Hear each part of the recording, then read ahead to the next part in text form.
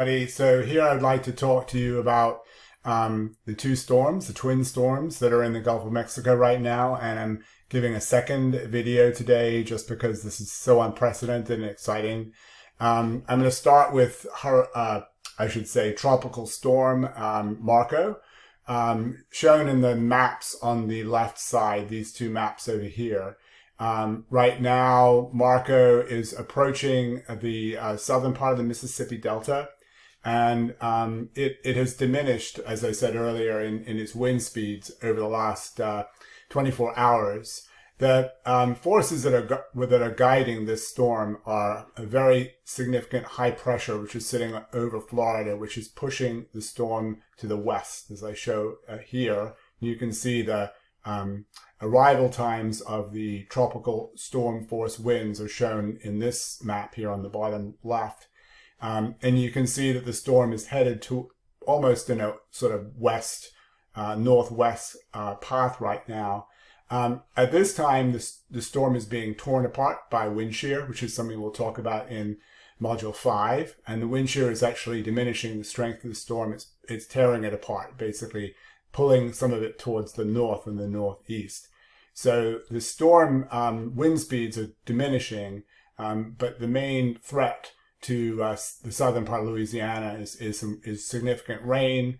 I think right now about 4 to 6 inches in some places, but also a storm surge of several feet. Now, I haven't heard the latest, but I'm assuming it's like 2, 3, 4 feet in these southern parts of the Mississippi Delta region.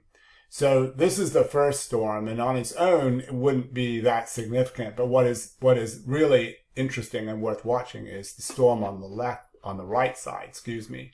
And this is Tropical Storm Laura, which is recently, I think, has become a hurricane or is about to become a hurricane. And all of the atmospheric conditions are ripe for Laura to continue to strengthen, because what the forecasters were looking at earlier was that the storm would head over Cuba. I can show it on this diagram better.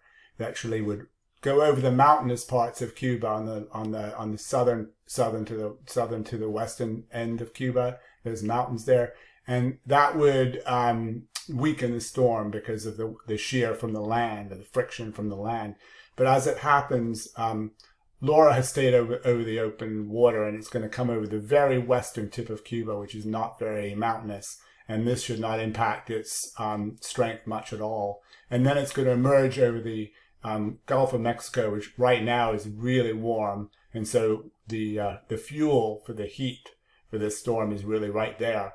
And so it's going to then continue in this sort of west-northwest path, curving a little bit around this high pressure, which is going to stay in place for the next few days. So you can see this path curving around. And so what's really interesting is this is following a little bit to the west of where Marco is going to come ashore. But what we're worried about in the case of Laura are wind speeds of like 110, 105 miles an hour, quite possible when the storm makes landfall in the western part of Louisiana. That's the forecast area right now. Obviously rainfall. But then the other thing, as I said earlier, is the storm surge. The water levels won't have receded from Marco, and so when Laura comes ashore, it's going to push all this water up towards the north, and that's going to bring additional storm surge. We'll be talking a lot more about storm surge in Module 5. So anyways, this is really interesting. I'll continue to update you over the next few days, but I just thought I'd show you these twin storms in a very unusual situation in the Gulf of Mexico right now.